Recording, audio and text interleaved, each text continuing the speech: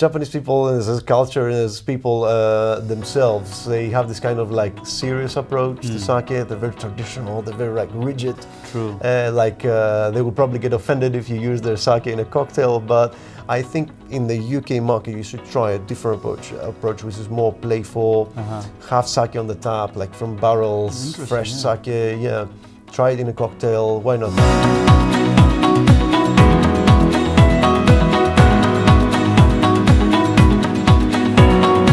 Hi guys, this is Sid Patel, CEO of London Wine Competition, London Beer Competition and London Spirits Competition. We are live here from London for the 7th annual London Wine Competition, and I have here Savvas Symeonidis. Yeah, right? quite right, quite Perfect. accurate. You'll That's correct Greek it, name please. for you, Symeonidis. Symeonidis. Yes. So we have him here. He's the head of wine at two of the Gordon Ramsay restaurants. And this conversation is all about sake. You know, it's a great value for sake producers, especially, you know, trying to understand how the UK market operates, what kind of sakes are doing good, what kind of price points, how sake producers can approach UK market. You know, we're just going to go a little sake one-on-one, especially for the people who are aiming for UK market, right? And then lastly, how sommeliers can upsell or cross-sell or hand-sell sake. So let's start with your relationship with sake. Absolutely. My connection with sake started when I started working for restaurants that had to do with Asian cuisine. So when I joined the Azumi, I was working for the Zuma restaurants.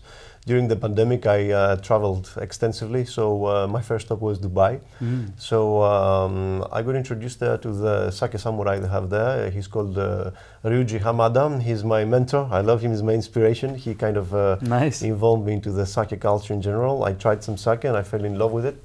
And as with many great changes that the pandemic brought, as such, I tried to follow the sake route. So I started the WSET courses, and fast forward a few years now, I even teach about sake through WSET. So I'm Greek originally, so I go to Athens every now and then, and I teach about sake in the wine school there. Bringing back to that UK market, right? Like, what are you seeing? What kind of trends have you seen in the last 2 or 3 years? If you had to narrate a story where UK is going in this trend. Yeah, so sake in the UK is going quite well.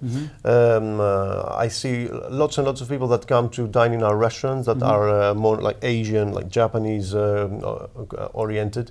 They try to experiment and try this kind of like different kind of drink, which is sake.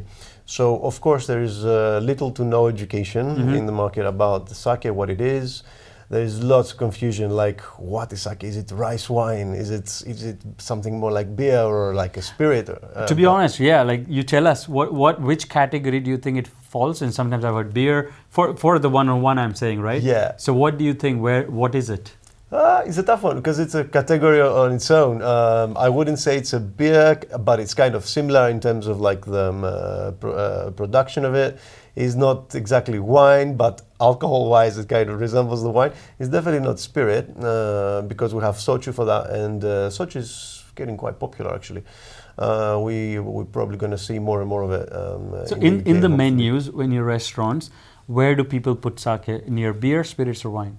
So we have it in the wine list in most or like so we'll all stick of the with wine yeah. Then. So yeah, we put it there because you need someone exactly because there's no education about sake. You need a specialist to talk to you about it. Very good point. So that's why we put it into the wine list. So because when the sommelier approaches the table, that's where you get the chance to be able to introduce that to the table. And in your mind, you know, what are the perceptions or questions that I'm sure consumers have? Like as you said. How is this? What is this? Like a rice wine, or what kind of 3 or 4 things do you already know as a sommelier that they have these questions? Absolutely. I like to keep it simple. I just like to call it a rice drink. It's just a drink made out of rice, alcoholic beverage out of rice. And the common misconception is that it always had to be enjoyed hot, which is not the case, especially in the American market. I don't know why. In fact, I thought it's the other way around because I had in a cold coconut. Oh, okay, that's a It new was one. so amazing. Yeah. That's a new one for me. In a coconut shell. Yes, Okay. in Japan. In Japan. Yeah. Wow. Okay. So you tell me what kind of how sake has to be consumed if it was home at party or I at would probably how- say cold. Yeah, it's Cold. best to be served and enjoyed cold. Neat. Yeah, yeah. in a wine glass or a It's spirit a glass? sipping drink. It's a sipping drink. So they have these little cups. They call them ochoko. Okay. Ochoko. So it's porcelain little cups, and you enjoy sake from there. There are specialized glassware, of course, for that from various companies. Alright. Yeah, but at the end of the day, is how you like to enjoy it. Yeah. Wine glass is fine as well, as long as you try to enjoy the And drink. at what and sip. time? Like, is it a dessert category during the meal or pre? It's exactly the same as wine, so you can have it pre, Understood. with the meal, Okay. and after. I mean, there's so many different categories of sake. There's like sake is on the sweeter side, more like a pudding wine, so you can have at the end of your meal, or is it digestive, especially flavored sake like yuzu sake or plum sake. But generally speaking, sake is like to enjoy with a meal. Anything from the categories of sake like honjozo, a ginjo, or a jumaidai ginjo. Depending on the style and the flavor you're looking for to pair with the meal, especially. Okay. So yeah, I would say like drink it cold, Yeah. experiment I with the think- different classifications. I'm just trying to think. I think one of the biggest thing I'm sure for sake producers would be educational way of selling, right? Because they will have to do a lot of in-store tastings or hand-to-hand selling, right, to promote their sake. What is the Absolutely. best way that you have seen work? I think that we miss a lot on the approach, especially us, the sommeliers. So I think we need to introduce sake to the world in a more playful manner, especially for the UK market, because Japanese people as a culture and as people themselves, they have this kind of like serious approach to sake. They're very traditional. They're very like rigid. True. They would probably get offended if you use their sake in a cocktail. But I think in the UK market, you should try a different approach which is more playful. Have sake on the tap, like from barrels, Interesting, fresh yeah. sake. Yeah. Try it in a cocktail, why not? And we have the International Sake Week actually next month.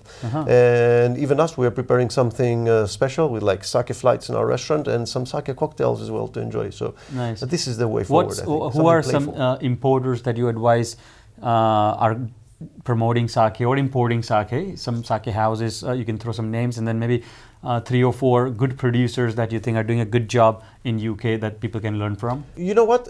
We have actually a very strong underground scene for sake right now. So, Okay. and the suppliers are the people who are preaching about sake themselves. So we have big suppliers like JFC, we have WSI, we have the British Sake Association that's help massively to introduce sake to the UK market. I mean, of course, there's WSET. We have like the classes now for sake. So that for me, it all starts from education. So as long as people are curious and they want to learn about something new, like sake, in terms of the drinks world, and there is established education paths for them. Quite Nice. interesting. In sake, I mean, if you had to go a little deeper in technical part, right? What kind of varietals are? Maybe I'm even using the wrong names, but what kind of subcategories are there? Yeah, that's absolutely fine. Okay. But as in wine, that we have grape varieties, as such in sake we have rice varieties. So there are a few. So it's the grain types, is it? It's grain types, yeah. So Not the method. Yamada Nishiki being the top one, of course, Okay. but there's many others that give different kind of like flavors and. So grain types, let's say for example, being Indian, let's say I know the basmati rice, right? Like for example, there's Yeah. one type of Yeah, rice. yeah, So I'm yeah. sure in Japan there are names, different kind of rice, Absolutely. right? So that's one. Second is what about the process? Making is also like spirits, different kind of sakes, or it's all on just grain types? there are so many things. There is the koji mold. There is sake is such a such a specific type of drink that it involves like a certain procedure to make. So generally speaking, it all starts from the rice, which you will have to polish, so that mill it down. So you use only the starch that is in the core of the grain, then wash it, soak it, and then you ferment it, and then you'll have to filter and bottle and maybe pasteurize. There are so many optional steps, so it all depends. depends when it comes to sake. So it depends in what kind of style you want to achieve at the end, and in what classification you want to categorize it. That mainly has to do with if it had alcohol added to it or not, and of course the polishing ratio, which is the main thing. Approaching the UK market, what's your tips for sake producers who are trying to grow in the UK market? If you had a strategy, or what kind of advice you would give them? Stray away from the tradition. Try something modern, something fresh, like something playful. Like I see, like sake in a can here, or this kind of like ritualistic kind of way of enjoying sake, like in a wooden cup that they do this kind of, they call it like the sake kiss. So they have this shot glass inside of the wooden little box that overflows, and like there is a theatrical, there is a thematic like way of enjoying sake, and I think it's nice to focus there. Cool. Any closing remarks for our sake lovers? Go out there, go to all the tastings, go to all those lovely events that all the sake people, all the sake underground scene of London is organizing for you. And just try sake, get some at home, enjoy it with a meal, play around with the flavors, exactly as you would do with any other drink.